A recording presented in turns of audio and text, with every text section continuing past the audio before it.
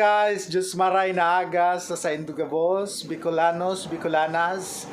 Kung hindi ka pa nagsusubscribe sa aking YouTube channel, mag-subscribe ka na bago ko pa ito ang aking kusina para sa iyo. At ngayon, ang gagawin natin ay magluluto tayo ng sinigang na salmon. Wow!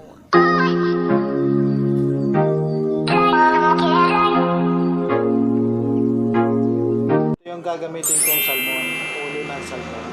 Ang unang-unang gagawin natin, i-defrost ko muna siya kasi galing siya sa freezer.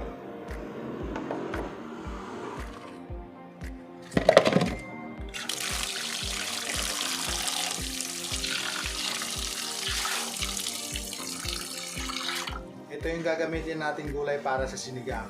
Mapapansin nyo yung kangkong luyos na. Ano na kasi to, ang lifespan kasi ng kangkong 2 to 3 days dapat magamit na siya kasi pagka kahit nasa rep siya talagang malalanta siya. Aww.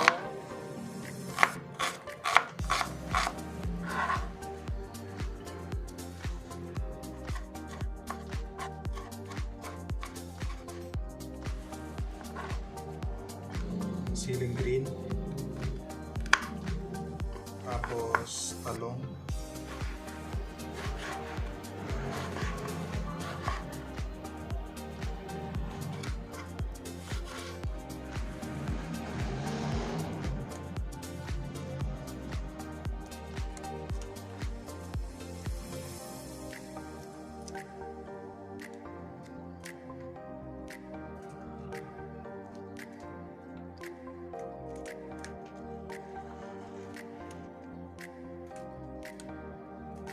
ito yung gagamitin natin na sangka para sa sinigang na salmon.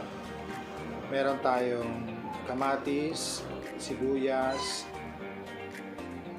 talong, siling green, kangkong, at syempre ang labanos. Yan.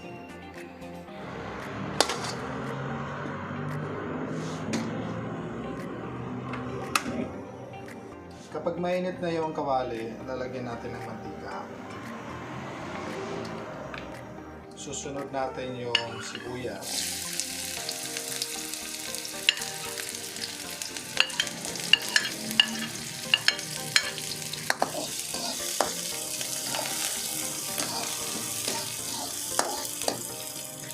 Kamatis.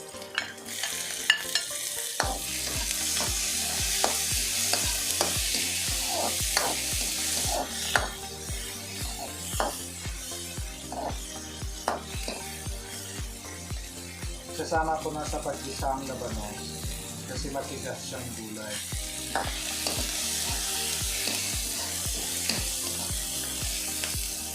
Pati na rin yung sili.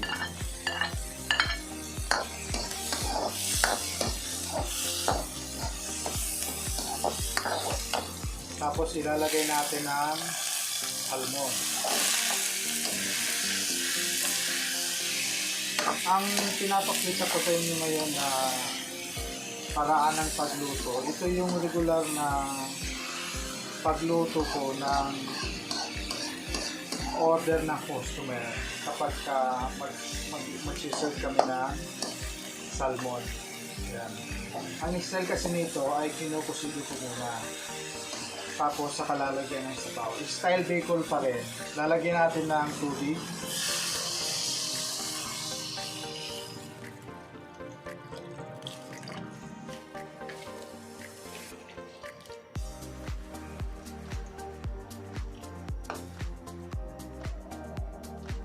Lagyan natin ng asin para magkaroon na siya ng lasa.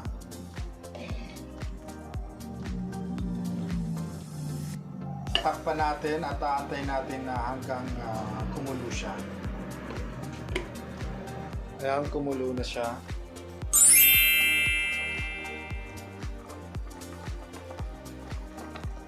Dalawang klase ang salmon. Yung isang salmon na puti, tapos isang salmon na pink. Ang sineserve ko sa aking kainan ngayon ay salmon na pink. Ulo ng salmon ang sineserve ko sa customer. Kasi pagkalaman, masyadong mahal, hindi afford ng budget. para iserve sa customer ng yung purong laman. Kasi ang 1 kilo ng laman na salmon o pink salmon nasa 900 pesos ata. So sobrang mahal, kaya hindi ka po pwedeng mag-serve ng salmon na ganun kataas kasi malulugi ka na pagka ganun. Ang 1 kilo ng ulo ng salmon nasa 150 pesos lang or mga 160 ganyan. Diyan lang siya naglalaro. Tapos dapat ang 1 kilo ng salmon, dapat mga nagre-rate siya ng mga tatlong piraso. Mga pwede siyang mag 1.2 kilo ganyan. Kasi pagka ang 1 kilo ng salmon mo ay pumalo ng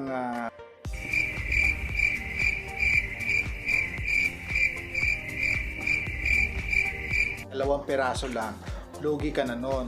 Ang ginagawa ko kasi, pinapahati ko ang isang ulo ng salmon, subali 2.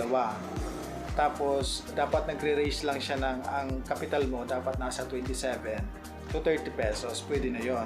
Kasi ang bintahan nun pwedeng 89, 95 or 90, 79 ganon, pwede na yon, may kita ka na doon. Kaya salmon ang sinuserve ko dito kasi madali lang siyang maluto, mga 3 to 4 minutes o 5 minutes luto na agad siya. Kasi pwede nang kainin na ang salmon ng yung fresh, yung bagong pwedeng kainin ng salmon.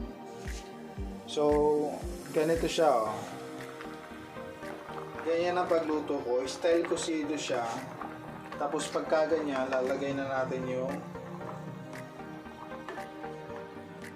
talong. Ganito ang isang serve ng sinigang na salmon. Ayan, pagka ganyan na, titimpla na natin siya. Lagyan natin ang kinisamix. Ito ang ginagamit kong pampaasim sa sinigang na salmon. Hipon. Mas masarap siya at malinamnam, unlike doon sa isang klase nito na bangus. Kaya mas masarap ang hipon. Try nyo ito.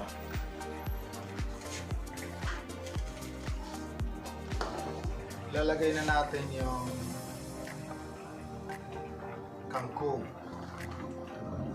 Ang kangkong ilang minuto lang luto na.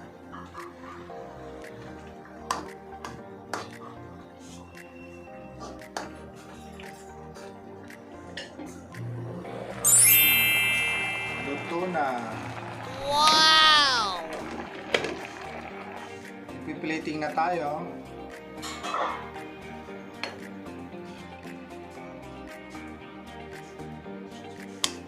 Luto na sinigang na salmon.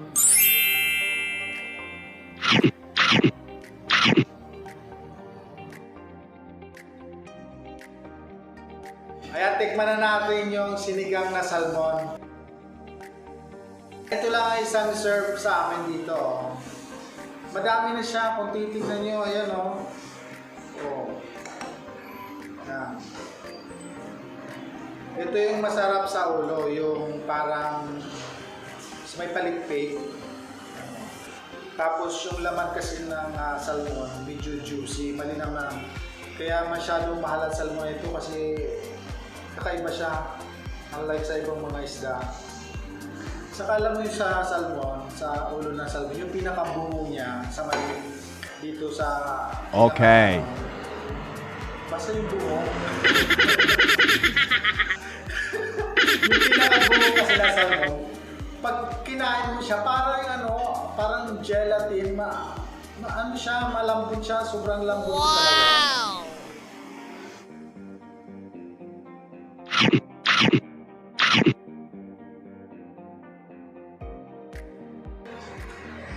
Sarap, grabe. Sa naghahanap ng mga kakaibang kusin ng isda, try nyo itong sinigang na salmon ng Bicolanos. Kakaiba siya. Malasa na siya, malinamnam, saka malaman. At yung tinik, kunti lang ang tinik niya. Kaya ito yung the best na na ulam para sa inyo. Kung hindi ka pa nagsusubscribe sa aking YouTube channel, please subscribe to my YouTube channel, Bicolanos TV. Like, share, and subscribe.